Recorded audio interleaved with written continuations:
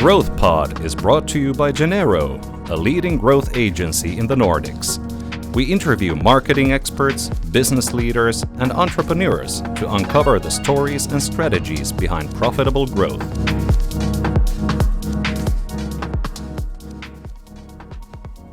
Christoffer Rutgersson is the CEO of Qliro, a publicly traded fintech company that provides digital payment solutions for e-commerce merchants. As CEO, he quickly turned the company from losing money towards profitability.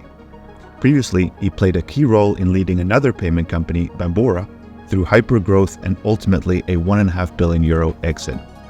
And as you might expect, we covered a lot of topics related to both growth and profitability. Please enjoy this conversation with Christoffer. Before we get into Qliro, I'd love to hear a little bit about your background, specifically around Bambora and then the growth journey you did there. So how did you end up there? What's your kind of background?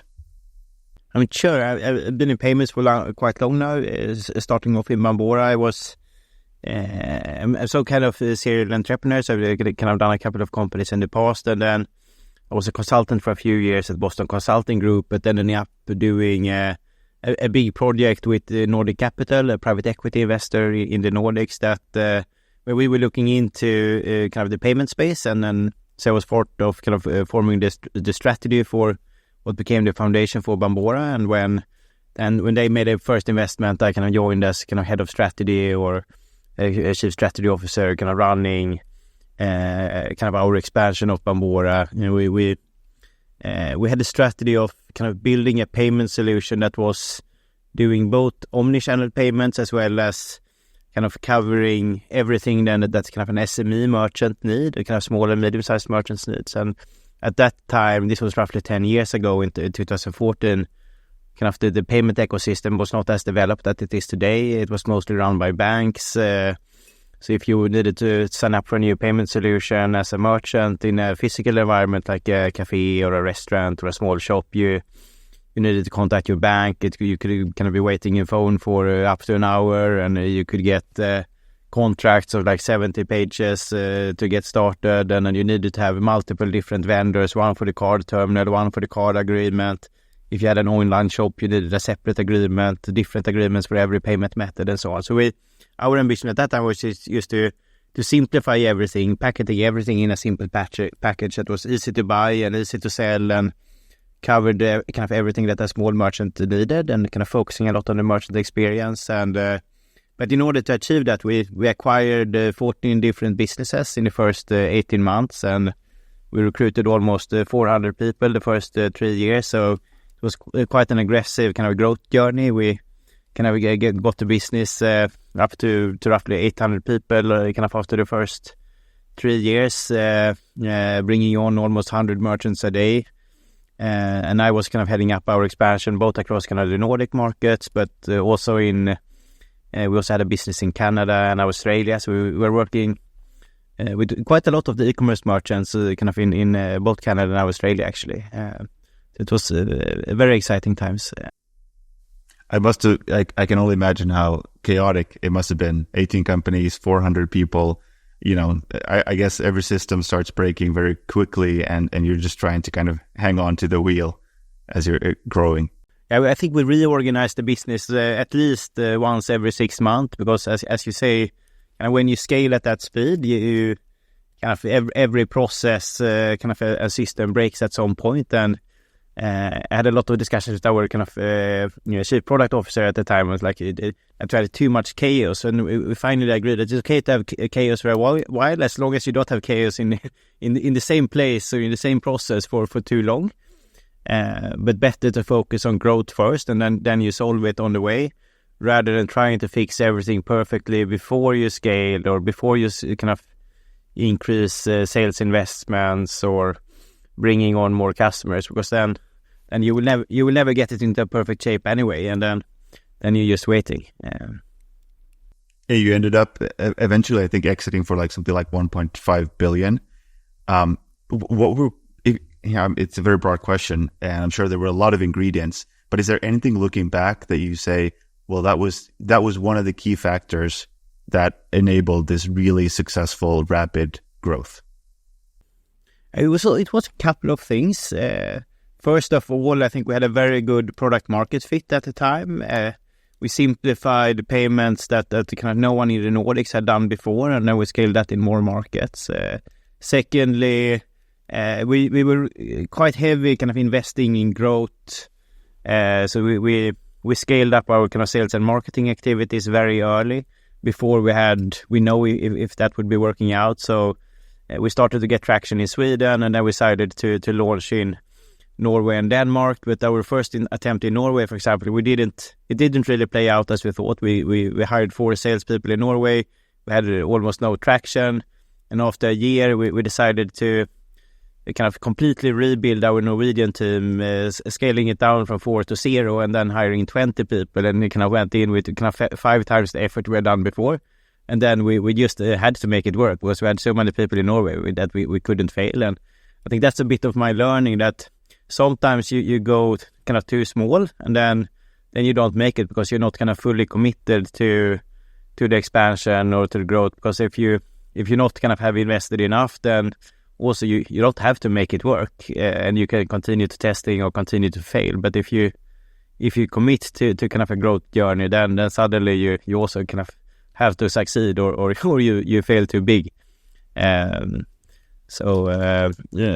apart from that, I think also one big learning was that we put a lot of effort into building kind of a scalable growth system, as we call it, putting together kind of a technology stack to support growth, both support sales and marketing, kind of from kind of early kind of demand generation and lead generation, kind of across the sales funnel and onboarding channel, and kind of customer success for us to be able to track everything from start to end, both from a CRM perspective, but also from data and analytics. And quite early kind of figured out what was our kind of growth economics of in kind of a different customer segment, different campaigns, different kind of sales efforts. So we figured out that we had on new sales and marketing investments, we had a kind of a payback that was quicker than 12 months on new investments. So we brought that to our investors quite early and convinced them that, okay, if we have this kind of good return, we should probably invest more. And we got the decision almost overnight to kind of double our sales effort. So we went from 50 salespeople to 100 salespeople in kind of the next 6 months after that. And I think if we wouldn't have figured that out, we probably wouldn't have been able to convince our investors that we should double down on kind of scaling up, and we would probably have grown kind of much slower than we did. That makes a lot of sense. I think it can seem from the outside when some companies are growing really fast that they're just burning money. But I guess to your point, if you can show some really favorable economics and that this actually really is sustainable, then you have access to a lot more funding. And I think also to your point about the commitment, I think you see that a lot, especially with international expansion. You kind of want to try you dip your toe into the water, but like you said, you're not really committed. And so when it doesn't end up working out the first time, you just pull back and look at it as a lesson learned.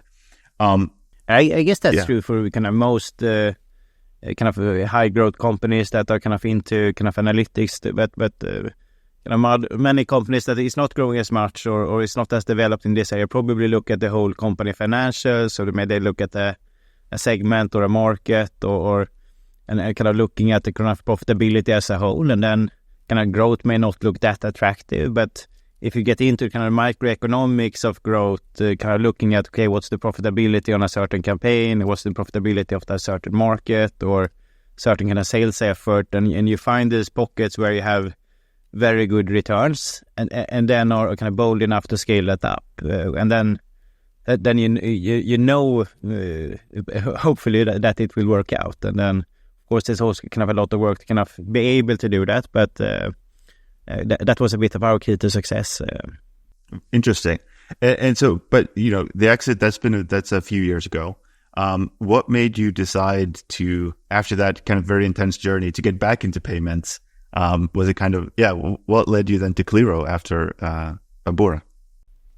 Well, I think payments is quite exciting, and for Bambora, for me, was the most fun thing I've done in kind of my professional life. and it was a bit too quick, kind of. I think both me and many people on our team would probably have wanted to continue that journey for another 3, 5, 10 years, but we had a good opportunity, made an a sales process or an exit to Genero Group, but I was also after that part of Genero Group, heading up strategy for all our payments businesses within Genero for 2 years, mostly working with payments across Europe, because they had acquired multiple different payment platforms, but not really consolidated them into one culture or one team, and it was managed a bit from France at the our headquarters in Paris by Excel, and many of the entrepreneurs had left, and so I supported them in turning that business around, doubling growth and doubling profit over 2 years. And I think payments is quite exciting because it's a good combination of working very closely with merchants, so typically quite entrepreneurial driven organizations, which is fun, and then payments have the combination of both being quite technical with quick market development, and you need to be a bit innovative to succeed, which is fun, but then also having the analytical side of a lot of transactions that you can optimize in different ways. And I'm an analyst at heart, built up some of our analytics team at Bambora, so I think that's a lot of fun from an intellectual perspective. So that combination I think is fantastic. And but for some time I thought I would probably not get back into an operational role. I thought I would be some tech investor, and we made a few investments in smaller tech companies in primarily in Sweden. Worked on the board of directors for a few of them, but then figured out I was longing to get back into the details and actually build a business. Thought I would start something on my own, but then the opportunity with Qliro came up. Because Qliro was a bit had a bit of a crisis. Had lost the core of the business. Qliro have a very good foundation. It was started by merchants for merchants as part of one of the largest merchants in the Nordics that kicked out a competitor and built their own solution. So we had a very good foundation from a product perspective with a modular payment solution that very much focused on consumer experience and building a good experience for the merchant. But then they've never really invested in scaling the business up because they had so many merchants internally within that group, and they had tested a bit to sell to other merchants, but not scaled up like Klarna or Trustly or Bambora or Iset or other payments businesses coming out of Sweden. And I thought it was a good opportunity to take this platform and try to build something new within payments with the right foundation from the start, not acquiring a lot of different platforms, but rather scaling more organically. I think the challenge we had with Bambora and also in Genero was that we had so many platforms, and we had this idea that we could actually combine platforms, or move customers from one platform to another, and being very getting synergies and cost efficiencies out of that. But in reality, it's super complex to migrate one technical platform from another, because customers sit with their custom APIs and integrations, and there's so much technical complexity into that. So that's where one area that we didn't succeed with. So I thought if we start this over, I want a good platform to start with, and I'd rather expand and build that organically. So that's a bit of the ambition with Qliro, to fill the space of in the market. I think no one is doing a really good payment solution for merchants across Europe. There are a couple of good players, but each targeting different part of the the ecosystem, but no one doing it really well for e-commerce from my perspective. So I'll give it a second round and see how it goes. I love that. We'll definitely get back to the strategy. So you ended up getting, like you said, you hadn't considered getting into an operational role. Then you ended up very much back into the weeds, back into the details. Yeah. And if I understood correctly, you started off as a consultant for Qliro. They brought you in as a consultant, and then you stepped into the role as CEO in October of 2022. And that's partly true. So the story is that the kind of the former CEO left kind of, I think it was end of 2021. Qliro had a bit of a crisis. We started off as a kind of a credit company selling kind of different kind of credits to consumers, mostly kind of coming from e-commerce and pay later with invoices and installments. But the former management team had more of a banking background, thought kind of Qliro would be the next neobank of the Nordics, and kind of start to sell a lot of different financial services to consumers, including loans. And they have, and I think that was a big fuck up. And then part of that old management team left in kind of end of 2021. They brought in an interim CEO, and they didn't really know kind of what they were going to do with the business. And then I happen to know that the interim CEO because I worked with him in the past doing a turnaround of another business 10 years ago. So he called me and asked, like, hey, Christoffer, what do you think of Qliro? Do you know anything about the kind of payments from Bambora that you could teach us? And I met him for a lunch and kind of gave him kind of a list of 10 points. So I thought that kind of this is probably what Qliro need to do, or kind of where the challenges are that you need to solve. And he called me back after 2 weeks and said, okay, you're right, at least 8 of those. Could we talk again? And we figured out that he was not into kind of being CEO for long term. He saw it more of a kind of short term, kind of interim engagement, and he wanted to do something else more long term. And then he asked me if I wanted to take over, and then I figured out that this is quite interesting. But then I didn't want to take this just as a job, but rather to see Qliro as kind of building something new on my own, and then figuring out, is this a good platform? So I offered him and kind of the board of directors that I could come in as a consultant under the hood to give them a reason to bring me in, and I could do my own due diligence on kind of the growth opportunity and the platform and the people, and then kind of to figure out, do we actually have a good product market fit, and is the kind of technology good for scaling, or is this a kind of a shitty platform that will never work out anyway? But being under the hood kind of for 6 months, I figured out kind of the foundation is good, but there was a lot of things that we needed to fix to be able to kind of get the right foundation to take it to the next step. Got it. And I guess one of the things that was kind of on the list of priorities was getting to profitability. Yeah. And you brought the first quarter of profitability was Q1 2023, and since then you've had 4 quarters of profitability. So I'd be interested to learn just about because to me it feels like, okay, it's one thing to have this real intense focus on growth, and you need to do it sustainably. You can't just be burning money, but still it's a very different mindset. But then to come in and to turn it around toward profitability, I feel like it takes certainly takes focus on different aspects. So was that a challenge for you, and how did you go about turning Qliro to profitability? It was one of our big issues at the time, that we were kind of massively losing money.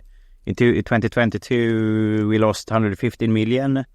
But out of that, roughly 50 million was investment to kind of turning the business around. But and I think the investors were not very happy to kind of put more money in before we found the right direction of the company. And so when I came in, I was also kind of part of building that plan for how to turn around the business, and without scaling down on people, but rather kind of making the kind of also the right investments for the future. So Qliro have a background of kind of doing quite heavy investments into the platform and kind of investing in growth, but some of that investment didn't pay off, so we were not growing as much as expected, and then instead got too much cost in relation to kind of the revenue. And so what we did was kind of first of all to kind of get back to the core, kind of focusing on e-commerce, focusing on merchants and kind of the merchant experience and their customer journey, and with that scaling down everything that was not supporting that ambition. But we also have kind of coming from a background where, given that we were focusing on kind of trying to scale the business fast, I think Qliro had never had focused on cost efficiency. And I think it's same as kind of some of the other companies in that kind of former e-commerce group, like Nelly and CDON, which is also kind of publicly listed, that has also been through kind of turnarounds during the last year to get to profitability, that we had contracts that been kind of running on suppliers for kind of 5, 6, 7 years without ever being renegotiated, kind of IT licenses that wasn't used, or kind of internal processes that were not very kind of effective and so on. So what we did was basically we probably thrown out kind of 10-15% of all our suppliers. We renegotiated every single contract. We kind of remodeled our office to become smaller because most people were working from home anyway. So we kind of halved the office space. We changed most of our internal systems. So we kind of changed ERP system, CRM system, customer support system, and so on, to both to get down in cost, but also kind of to create more scalable processes and more efficient processes, doing a lot of automations to reduce manual work and so on. So, and we also had a lot of consultants, so we kind of changed out the consultants for staff, and with that change, we also, from an organizational perspective, we changed almost the whole management team, more than 50% of our leaders, and I think now at this point probably more than 60% of staff is kind of new into Qliro during the last 18 months. And with that, doing some changes with kind of reducing kind of middle management and kind of getting people more focused on sales and kind of product development. So we actually at this time probably quadrupled our sales efforts, so kind of sales investments. And also increased the kind of number of developers in the company by, I think, almost 40% at this time. But at the same time, we're kind of taking it to profitability. So we didn't only reduce cost, but kind of try to kind of rather kind of reorganize the kind of our spend towards kind of what makes sense. You listed off like a handful, a dozen things there, and each of those things take an enormous amount of effort and time to accomplish. So how were you able to do, because it's one thing to come in and just say, let's focus on cost, so let's do the renegotiations and reduce the office space and all those things. But at the same time, redoubling efforts on developers and sales. I mean, how were you able to get all of this accomplished in what is still a very short period of time? I mean, part of it is, of course, kind of having a great team in place that is kind of really wants to drive change. We've also promoted a lot of people that really wanted to make a difference, and so we had, I think, a lot of young talents within Qliro that we kind of gave everyone that kind of wanted to take part of this journey quite a big responsibility or accountability to kind of drive their own initiatives and kind of be part of driving this change. So and the ones that didn't want to support this we typically left the company because they thought it was too chaotic or too aggressive to do all of these changes in kind of a short time. So it was a big team effort where I think every function in the company had a kind of a big agenda of kind of transforming their function in different ways, and it was almost a bit kind of surprising was for me that we managed to pull off many of the initiatives even kind of 3 to 6 months before I had expected that we would actually be ready. But it's been a good journey there, and now we're focusing kind of more on kind of reinvesting that into kind of growth opportunities and kind of start to scale the business again, which is even more exciting. Yeah, I can imagine. I mean, you kind of have to set the foundation, but I guess your focus, your interest really lies focused on the future and growth. I just want to double tap on something you said. 60% of people kind of are new within the last 18 months. So, you've hired a lot of people very quickly. What's the kind of pitch that you make to people who are considering joining Qliro? Because I guess the labor market for tech in Sweden and Stockholm is very competitive. You mentioned a few, like the ecosystem is very strong. You've had a lot of successful, Klarna, iSettle, and so forth. But there's a lot of other successful tech companies. So what's been your kind of pitch or strategy for attracting a lot of talent very quickly? I would say there's a couple of things. But first of all, I worked a lot on kind of getting kind of great people into our management team that kind of have a lot of experience from payments or e-commerce or kind of other kind of fast-growing tech companies. And I think all of those kind of new people coming in also kind of have a good network of contacts that they know that they wanted to work with, that kind of been part of it. But also a kind of cultural perspective, I think we've been very clear on kind of that we have high ambitions. We want to build a kind of new European leader, and I think many people got excited about kind of raising the bar on kind of the ambition level in Qliro, and I think at least internally that's created a lot of kind of positive momentum. And I think it also kind of during the last 1-2 years, I think many tech companies in Sweden at least have had it kind of quite challenging from an investor perspective, kind of shifting from growth to a kind of a profitability agenda. And with that, many companies maybe got kind of a bit kind of a more negative culture, kind of a lot of staff reductions and so on. And we have, even if we have made kind of a profitability journey, we haven't really made kind of staff reductions. We're actually kind of more people today than we were before, and we also try to do this in a very positive way to kind of bring the people with us. And so I think that kind of internal positive culture that we kind of reached profitability quite early and kind of started to kind of look more forward. I think it also kind of attracted a lot of kind of talents from other companies that were potentially scaling down. And then kind of people kind of leaving those companies because they thought it was more kind of, turning a bit more kind of negative, or wanted to join someone that is a bit more kind of forward-looking. That makes a lot of sense. I mean, momentum is so key because as people, we extrapolate. We look, what's been happening recently, what's the trend, and then we make our career choices based on that. Speaking of momentum, I think since you joined in October 2022, the stock is up like 70-80%. So that's obviously very, very, very good news. Still low. Curious. Sorry? It's still low, love. Still, there's still room to go. But I'd be curious, just, this is the first time you're in a kind of a pretty exclusive club as being a public company CEO. There's not that many. And I'm guessing it's very different than running a private company, even if it's a very like high growth, you've got investors, it's very high stakes. But is it very different, this experience of being a public company CEO and the scrutiny that comes with that, and maybe the expectations around communication, around reaching targets, around all those things? Like, what's that experience been like for you? It's quite positive from my perspective.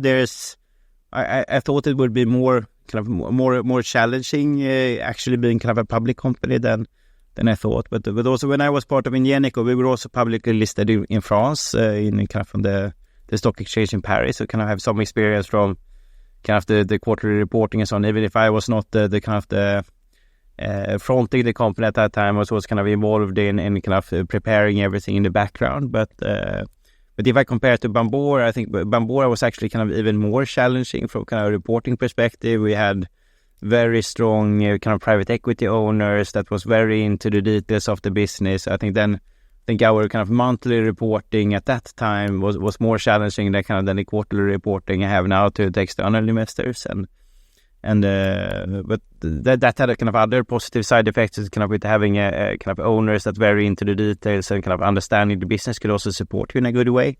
But so now we lack a bit of that maybe support. But on the other hand, I think being publicly listed also creates some kind of free PR, because there's not that many kind of public companies, so kind of the press typically likes to write about kind of public companies. So whatever we publish, we get some additional kind of getting more attention from a press perspective on the kind of press releases and so on, which is positive. We give some free marketing when we're doing things well, but we also, of course, we probably give some negative side effects when we're not doing things so well. So when we were kind of unprofitable, we got a lot of kind of bad press, and then so my actually I think first or second quarterly report we were making quite heavy losses. Then it was quite bad press, and I just hope they still write about us when we're turning this around. And then so far so good. But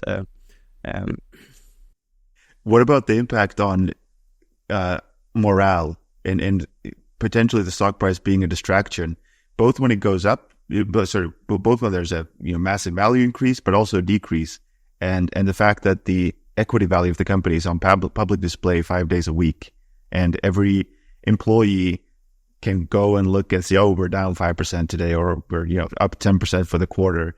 Do you find that's is that a distraction both for you personally and for the team?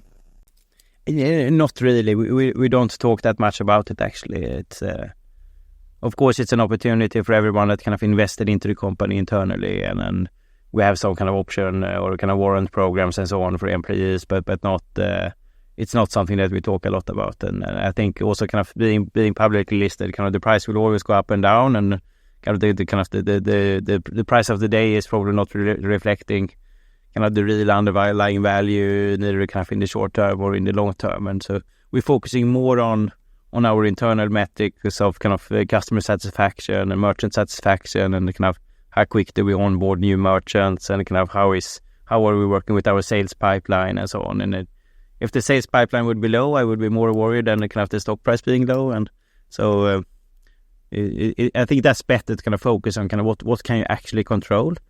If you're doing that well, then kind of the rest will follow. Yeah, controllable input metrics are much more useful than whatever the market happens to say. I'd love to hear a little bit more about Qliro's strategy.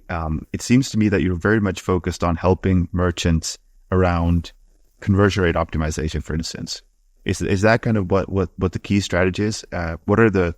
Yeah. It's definitely part of it. So, first of all, kind of our mission is to kind of deliver a world-leading experience for merchants and kind of their customer journey. We're trying to do everything kind of around the kind of the merchant experience as kind of as good as possible, both kind of how we partner up with merchants, kind of how we support them in kind of achieving their ambitions, but also kind of from of course a digital perspective when it comes to everything from kind of our kind of APIs and digital touch points and reporting and so on. But mostly we're talking about kind of three kind of big value drivers for merchants. So the first one is conversion, as you mentioned, where I think engine has been, kind of Qliro has been like a good engine, but that haven't been kind of really trimmed and optimized. And so we put a lot of kind of analytical effort into to kind of optimize conversion over the last year with some good returns.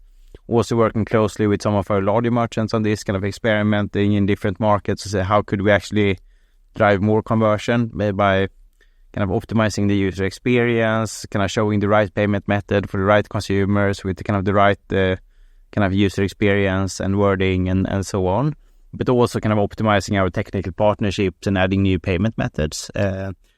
Secondly, kind of we work a lot with what we call upsell, kind of helping the merchants to sell more in different ways, primarily kind of after the checkout. So at the kind of in e-commerce, you have kind of a checkout page that we deliver, and then but when you get to the thank you page after the payment, we kind of still keep the order open and enables the merchants to sell more, kind of adding more products into the basket to increase order value. And that's typically kind of a good profit driver for the merchants because they're sending some goods to the consumer anyway, kind of adding more products into that. You have the same logistic cost, you already spent the same cost on marketing and so on. So adding kind of more things into the order kind of adds quite good kind of gross profit contribution. And then third, we work a lot with kind of the consumer experience post-purchase especially for kind of consumers paying with some of our pay later options.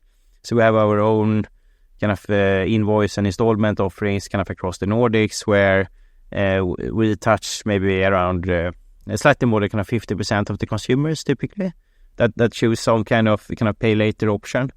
And then the consumer get into our touch points on kind of in our app or web and so on to make their payments. And then we're trying to get the kind of consumers back to the merchants where they came from and doing a lot of our touch points in kind of the merchant's name or kind of showing the merchant in a good way and not like some of our competitors that are kind of doing more of their own experience with a lot of different deals or price comparison or kind of different marketplace setups. We instead try to focus on kind of making that the merchant's customer journey and kind of respect that the consumer is coming from a separate merchant and then the kind of consumer needs to get back to that merchant and not someone else. And I think that's a big driver of kind of loyalty for the merchants, and also kind of a big selling point in these days where kind of many merchants are kind of trying to improve their customer journey. Oh, so it seems like there's a very clear distinction between you and, let's say, some of the competitors, and you're really focused on being the kind of the engine that helps these merchants achieve their goals, which I guess today in this day and age is very much centered around profitability. So some of the things that you mentioned are really helping them drive whether it's higher orders or higher return rates, so returning customers. So that's kind of like Qliro's strategy, is to find really really high quality merchants and then become their kind of partner in helping them achieve their goals. So when you look through the details, it's like if you get the 2 or 3% extra conversion, that's for an e-commerce person, that's 2 to 3% extra sales at the same marketing effort. And then if you get into upsells, if you get the 4 or 5 or up to kind of 10% extra upsell, that's also kind of then 4% to 10% extra sales, but typically at a higher gross margin, given that you have the same cost for shipping, you have the same cost for marketing, so that's kind of just a pure kind of gross profit driver. And then if you can get a few kind of more customers back, then you need to spend less on marketing because it's cheaper to get kind of loyal consumers back again and again than they're kind of constantly kind of trying to get new consumers. So it's definitely, when you start to look through the kind of the economics from a kind of an e-commerce perspective, it makes a lot of sense to work with a partner like us that we can kind of try to optimize all of these dimensions. What did you see, like concretely? Let's, not giving any specific names, but what kind of lifts have you seen when it comes to conversion rates, for instance, between a company that's not doing maybe anything really at all, and then maybe they switch out to your platform and they start implementing some of the tools that you offer? Like, what are we talking about in terms of lift? It depends on kind of what setup the merchant has before, if they're using another checkout provider, or if they have their own solution, and also kind of how much kind of they are pre-filling in terms of kind of consumer information. And because typically we know most of the consumers in the Nordics, and then we can offer them a kind of a very kind of quick and simple kind of checkout experience. And but we just kind of internally, during last year, we increased conversion on average, roughly kind of 2-3 percentage points overall, kind of for all our merchants. And then kind of looking at new merchants coming in, it's also typically in that range of kind of where they get the kind of a difference. But some merchants have a very poor setup before, then it may be larger. And it also depends a bit kind of which provider are you changing from when you kind of move over to Qliro. And kind of what kind of payment mix you have. Because if you take a Swish payment today, for example, in Sweden, which is similar to like a mobile pay kind of transaction in Finland or Denmark, or a Vipps transaction in kind of in Norway, means some of our competitors make that journey very complex because they maybe want to drive more pay later volume, and then they kind of add in 7 additional or 8 additional steps before you get to Swish. And then, of course, you may get more kind of pay later transactions, but on the other hand, you get quite low conversion for the consumers that actually want to pay with Swish instead of going directly from the checkout to Swish. So there's a lot of kind of small tweaks you can do, and we try to do as many of them as possible. Got it. And I guess from the merchant's point of view, it's really helpful to have a partner that's solely focused on, like, your main goal is for them to try to increase value. Whatever way they end up taking to get there. I mean, if the merchant are succeeding, then we are succeeding. So because we also benefit from them having more transactions and so on. So it's and it also makes it more fun. And I mean, personally, I like a lot to work with kind of entrepreneurial topics. I've been always kind of fascinated by kind of how you can build a business and how you can grow a business, and then working with e-commerce, where we have a lot of entrepreneurs, given that it's quite easy to start your own e-commerce or kind of scale up an e-commerce kind of business. I think it's we have a lot of kind of good customers and kind of partners in ecosystems that are kind of entrepreneurial driven businesses, and it's a lot of kind of fun to kind of collaborate and see how can we actually support the merchants to kind of improve their business, either kind of from a financial perspective or a growth perspective. Got it. I'm guessing you're very well established in the Nordics at this point. How is and you understand the market well, and like you said, you have the data on so many consumers in the Nordics. But what about international expansion? Is that something that you foresee being a lot more difficult to expand? I mean, beyond the Nordics. I mean, it's definitely something we are planning, and it's there's multiple dimensions to it. I mean, first of all, we're supporting our kind of merchants growth. So we have already today, we can support our merchants to kind of to sell across the globe. Then we have I think better coverage in Northern Europe and especially the Nordics than we have in maybe Southern Europe or kind of regions outside Europe. But we support all the kind of the more global payment methods kind of everywhere, and then we're working on kind of local coverage currently primarily in kind of Northern Europe. And I think most Nordic merchants are selling maybe majority of the volume in the Nordics, and then you sell some to maybe Germany, Netherlands, UK, Poland, and so on. Given that it's kind of those markets are quite close also from a logistics perspective. Even merchants that kind of sell globally typically sell most of their volume in kind of in those markets. But then from our own perspective, given that we already have quite a lot of volume in Norway, but we historically haven't addressed local merchants in Norway, we're setting that up now. So we recruited a Norwegian country manager that is starting up in August. And we're now recruiting a commercial team in Norway. And we actually onboarded our first kind of larger Norwegian merchant today. So that's kind of in full speed. And we're also kind of looking into kind of how can we support more kind of European merchants that have a lot of Nordic volumes. Well, I think that's a great opportunity where they may not have optimized their kind of business for the Nordics, even if they sell a lot. If they're using a solution from Germany or UK or whatever, it may be good from a European perspective, but not perfect in the Nordics. So yeah, so there's multiple dimensions to it. Yeah, lots of growth avenues, and based on what I've been seeing, it seems like you don't need thousands of merchants. It's rather about finding high quality, high growth merchants and supporting them. Eventually at some point you'll get to that scale, but where you're currently at, it seems like you don't need a lot to be able to grow. Yeah, we coming from kind of having an enterprise background, which means we work with kind of fewer but larger merchants, but we're also scaling up now towards smaller merchants, supporting kind of smaller merchants that still want a kind of a more complex or more advanced solution that they can grow with. So we're packaging our kind of offering for smaller merchants. So we set up the target last year that we want to kind of onboard at least one merchant today, and we're reaching that level now, and then we kind of want to raise the ambition kind of going forward. And I think in Bambora we onboarded 100 merchants per day, so I think that we should get there at some point. And but we're starting with kind of the larger merchants that we can. I think that's an easier growth path for us as a company. But in the long run, we definitely want to support everyone that wants to work with us. Okay. Wow, that's been quite a transformation.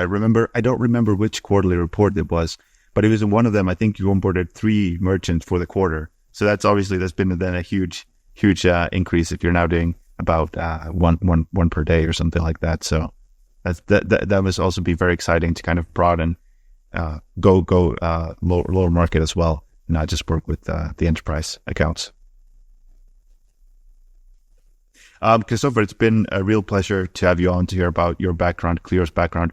A final question, and I realize it might be a little bit difficult. You have to be careful with forward-looking statements, but what is it?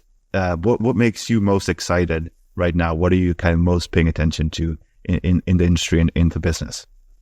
Well, I think from my experience with kind of working with payments kind of across Europe and also a bit in North America and Australia and so on, I think it's no one. From my experience, you can do kind of e-commerce payments very well, kind of across those markets, and then I'm super excited to kind of build a new solution that we can scale across Europe, and we're starting to get some good traction on that from where we are, and so I think what makes me most excited is that we managed to bring in a lot of kind of good people, building a nice culture, and then starting on that journey, and if that takes 3 years or 20 years, I think that's kind of less important, but kind of try to build something great for our merchants and scaling that, I think it's a lot of fun. Yeah, I can only imagine. You've set the foundation in terms of achieving profitability, getting rid of, I'm guessing, a lot of kind of cumbersome, slow process, onboarding a large group of new people. Everyone's committed to the same journey, same focus, and there's that clear market opportunity that just kind of waiting to be grabbed. So I can imagine that it's really exciting to be exciting times. And also e-commerce, I'm guessing, is now starting to bounce back a little bit. There was that after the huge COVID spike, there was a dip. I'm guessing now things are maybe looking a little bit better for some of your merchants, which also helps. I think you, the story course. is probably a bit different for every merchant and every segment, but we definitely see that during last year, there was a lot of merchants that kind of shifted the focus from growth to profitability, and as kind of a part of that, did a lot of kind of work on transformation, everything from cost reductions to efficiency, but also kind of investing in kind of changing some of the kind of the tech stack, and then kind of, but now through kind of a lot of that, and then starting to look more to kind of to scale again from a new baseline, but also many of them kind of from an analytical perspective kind of went through their growth economics or kind of their unit economics on everything from kind of a product level or from a marketing kind of campaign level or from a market perspective and so on. And if you look through kind of your whole portfolio from that perspective, I think it was many merchants that realized that previously when they were just running for growth, some of that growth was actually not profitable on kind of a campaign level or market level or kind of product level. And when you start to kind of get into those details and kind of close down the activities that was not profitable, maybe 10, 15, 20% of the volume actually disappear. And then, of course, you have less growth because that 20% of the volume is not there anymore. So, but on the other hand, what remains is profitable. And by that, actually kind of turning around the business to profitability.